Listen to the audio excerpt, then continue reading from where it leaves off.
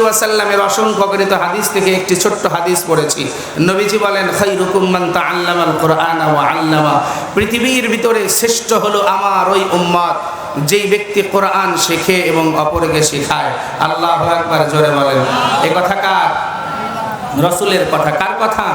রাসূলের কথা। তাহলে নবী বললেন উত্তম হলো ওই আমার উম্মত যে কোরআন শেখে আর শেখায়। এখন আসেন এই আয়াত আর হাদিসটা একটু সমন্বয় করে আল্লাহ তিনটা আদেশ দিলেন, তিনটা ব্যবসা শেখালেন, আর রাসূল বলতেছেন দুনিয়াতে শ্রেষ্ঠ হলো তারাই যারা কোরআনের শিক্ষা অর্জন করে।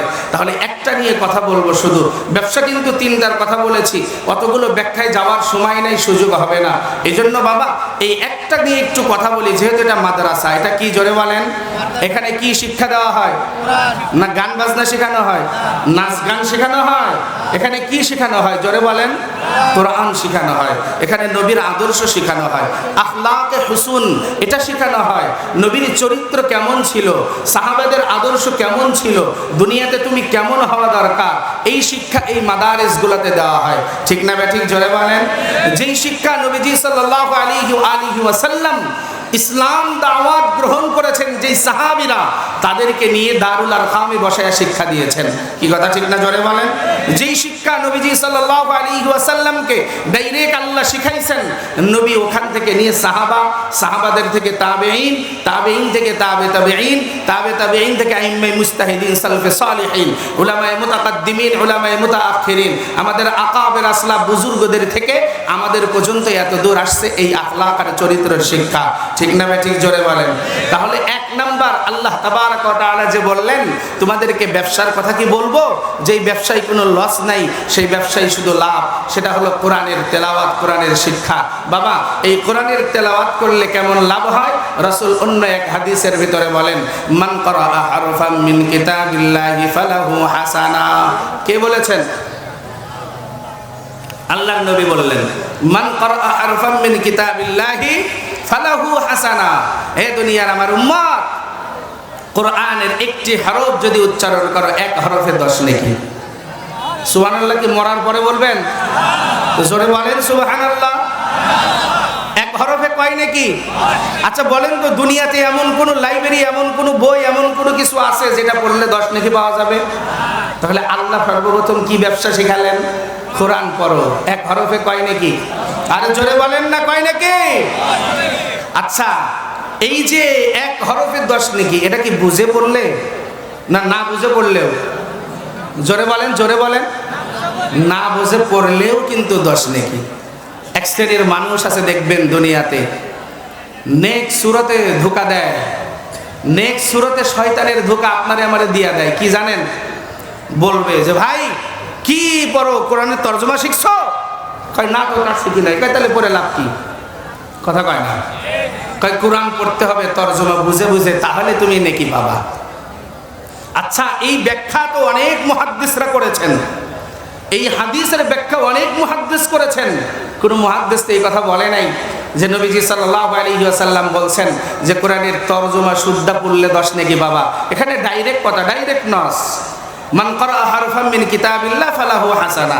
রাসূল আবার এই কথাও বললেন, লা আকুলু আলিফ লাম মিম হারফুন বাল আলিফুন হারফুন ওয়া লামুন হারফুন ওয়া মিমুন হারফ।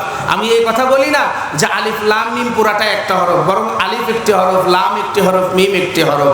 তাহলে মুহাদ্দিসিন ইকরাম বলেন আরবির একটা হরফ উচ্চারণ করতে গেলে সাথে আরো 2টা হরফ লাগে। কয়টা হরফ লাগে জোরে বলেন? এই যে আলিফ যদি লিখতে যাই বা উচ্চারণ করতে যাই, সাথে আলিফ আছে, লাম আছে, ফা আছে। মিম যদি লিখতে যান, মিম ইয়া মিম। লাম যদি লিখতে যান, লাম আলিফ মিম। তাহলে এক হরফের ভিতরে আরো 2টা হরফ লুকায়িত আছে।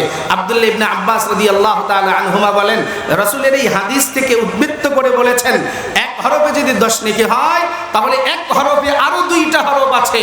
তাহলে বান্দা এদিকে 2টা, ওদিকে 1টা, 3টা মিলে প্রতিটা হরফে রব 30টা করে নেকি তোমার আমলনামায় দিয়ে দেয়। আরো জোরে বলেন না সুবহানাল্লাহ। আর মুহাদ্দিসিন ইকরামগণ বলেছেন, আর এই হরফের উচ্চারণ যখন তুমি তরজমা, বিশুদ্ধ তেলাওয়াত, ব্যাখ্যা সহ যখন তেলাওয়াত করবা, এক হরফের 90টা করে নেকি হবে। বলেন সুবহানাল্লাহ। তাহলে এই ব্যবসায়ীকে লাভ না লস? এই জোরে বলেন, লাভ না লস? দুনিয়ার ভিতরে এখন যদি বলেন হুজুর এত লেকচার মারতেছেন, নেকি আমার একটু দেখায় দেন, আমি দেখাতে পারবো? কথা বলেন, নেকি দেখানোর জিনিস না, নেকি হলো বোঝার জিনিস। এটার নামই হলো ঈমান। ঠিক না ব্যাটিক জোরে বলেন। আর এই কোরআন যার সিনাই লাগছে, এই কোরআন যে ধরছে, কোরআনের ছায়াতলে যারা আসছে, এদেরকে সম্মানিত করেছেন কে?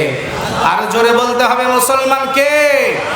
আল্লাহ তাবারক ওয়া তাআলা বলেন, ইয়ারফাইল্লাহুল্লাযীনা আমানু মিনকুম ওয়াল্লাযীনা উতুল ইলমা দারাজাত ওয়াল্লাহু বিমা তা'মালুনা খাবীর।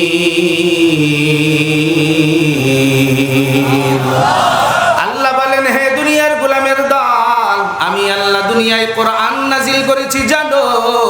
এই কোরআন যার সঙ্গে লাগবে, কোরআনের সঙ্গে যে স্পর্শ করবে, আমি আল্লাহ তাবারক ওয়া তাআলা দুনিয়ায় তার সম্মান আকাশচুম্বী করে দেব। বলেন না সুবহানাল্লাহ। এর নবীর আশিক উম্মতের দল, তাহলে আল্লাহ তাবারক ওয়া তাআলা জানাইলেন, এক নম্বরে কোরআন তেলাওয়াত করো, কোরআনের মুহাব্বত অন্তরে ঢোকাও। রাহমত আলম নবী অপর এক হাদিসের ভিতরে বলেন, কুন আলিমান আও মুতাআল্লিমান আও মুঈনান আও মুহিব্বান ফালা তাকুন খামিস ফাতুলিক। এ দুনিয়ার উম্মতের দল, তোমাদের জন্য চারটা অপশন দুনিয়ায় রেখে গেলাম। যদি পারো এক নম্বরে আলেম হও, যদি আলেম না হইতে পারো আলেমের ছাত্র হয়ে যাও। তাও যদি না পারো আলেমের সাহায্যকারী হও। আলেম হতে পারো নাই, ছাত্র হতে পারো নাই, সাহায্যকারীও হতে পারো নাই, কিন্তু আল্লাহ তোমার অন্তরে ভালোবাসা দিয়েছে, প্রেম দিয়েছে, মুহাব্বত দিয়েছে, তাহলে আলেমদেরকে ভালোবাসিয়া নাও। আল্লাহর নবী ডাক দিয়া বলেন, চারটা গুণের একটা গুণের ভিতরেও যদি থাকো, আমি রহমতে আলম নবী ওয়াদা দিলাম, ইন্নাল উলামা ওয়ারাসাতুল আম্বিয়া। এই দুনিয়ায় আমি নবী চিরদিন থাকবো না, কিন্তু আমি নবীর নায়েব উলামা ইকরাম দুনিয়াতে চিরদিন থাকবে, রব যতদিন রাখবে। যদি তোমরা এই চারটা গুণের অধিকারী হতে পারো, আলেমদের সঙ্গী হয়ে যাবা। আর আলেমের সঙ্গী যারা দুনিয়ায় বসবাস করতে পারবা, আল্লাহ তাবারক ওয়া তাআলার নবী জানায় দেয়, ওই যে হাসরের ময়দান যেদিন শুরু হয়ে যাবে, সব মানুষগুলো নাফসি নাফসি করিয়া কান্দে থাকবে। আমি দয়ার নবী, মায়ার নবী, উম্মতের কান্ডারি, উম্মতদের তালাশ করার জন্য আমি এদিক সেদিকে দৌড়াদৌড়ি করব। আল্লাহ তাবারক ওয়া তাআলার নবী জানায় দেয়, ওই দিন আমি ওই সমস্ত মানুষদেরকে যারা কোরআনের মুহাব্বত করেছে, এই চারটা অপশনের ভিতরে একটা অপশন গ্রহণ করে নিয়েছে, আমি নবী তাদেরকে বেছে বেছে সুপারিশ করে জান্নাতে পৌঁছায় দিব। একটু জবান খুলে বলেন না সুবহানাল্লাহ। দয়ার নবী বলেন, আর খবরদার 5 নাম্বার অপশনে যায় না, আলেমের দুশমন হয় না। এরে নবীর আশিক উম্মতের দল, আজকে বড় দুঃখ লাগে, বড় কষ্ট লাগে, আলেম বিদ্বেষী হয়ে গেছো। এরে কলিজার টুকরা যুবক ভাই, ও বৃদ্ধ বাবাজি, আলেমের দুশমন হয়ে তোমার তো লাভ হয় নাই। ঠিক না বে ঠিক জোরে বলেন। আলেমের সঙ্গে দুশমনি রাখিয়া তুমি তো জিততে পারো নাই, আলেমের সঙ্গে দুশমনি করিয়া দুনিয়ায় তুমি লাভবান হতে পারো নাই, বরঞ্চ আলেমের সঙ্গে বেয়াদবি করার কারণে এই দুনিয়ায় যত মানুষ ধ্বংস হয়েছে, সব আলেম তালেবে ইলমের সঙ্গে বেয়াদবি করার কারণে। ঠিক না বে ঠিক জোরে বলেন। আর যারা আলেমদেরকে সম্মান করেছে, আলেমদেরকে ইজ্জত দিয়েছে, কেননা আলেম তার কোনো মর্যাদা নাই, আলেমের মর্যাদা বাড়িয়েছে কোরআন নবীর আদর্শ। ঠিক না বে ঠিক জোরে বলেন। তাহলে গুয়াকে আলেমকে মর্যাদা করা মানে নবীর আদর্শ ভালোবাসা, আর নবীর আদর্শ ভালোবাসা মানে নবীকে মুহাব্বত করা।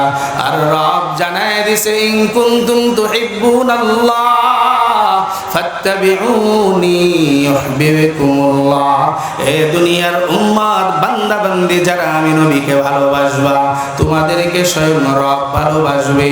আর রব যখন ভালোবাসবে, ওয়া ইয়াগফির লাকুম যুনুবাকুম, জিন্দেগীর গুনাহ মাফ করে দিবে। একটু জবান খুলে বলেন না সুবহানাল্লাহ। তাহলে এক নম্বরে ব্যবসার কথা বলতেছিলাম, কোরআনের মুহাব্বত। এই কোরআনের মুহাব্বতের জন্য আপনাদের এই মহিউস সুন্নাহ বালসাবাড়ি মাদ্রাসা কায়েম হয়েছে। এ বাবা, একটু ছায়া দেখেন, এই জায়গায় কত এতিম অসহায় সন্তানেরা লেখাপড়া করে।